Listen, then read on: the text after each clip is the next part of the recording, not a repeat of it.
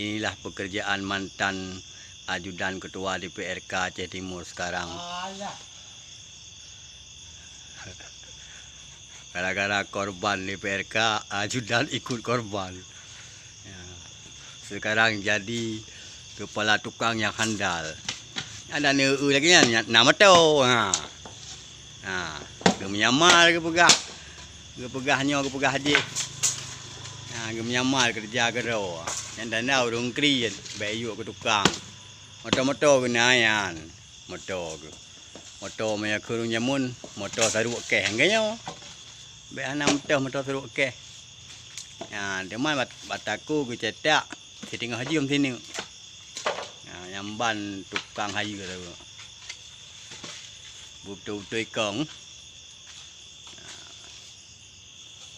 Nyo lampuh kat nyandung yang tepuk na ya.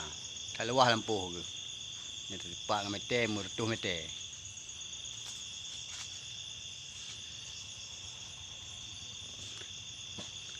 Ni ui ni wate ke ya puduk bataku dung ke mai manyet.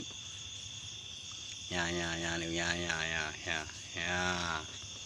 kita ya bertuk. Antara sejuta sini.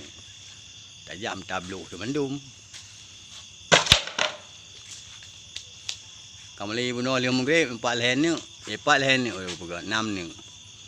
Memang laga tha batakunyo. Ana payah plaster li punya dekat ke rumah.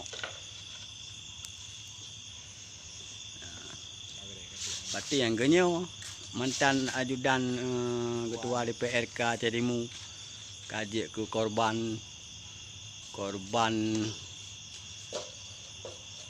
politik yang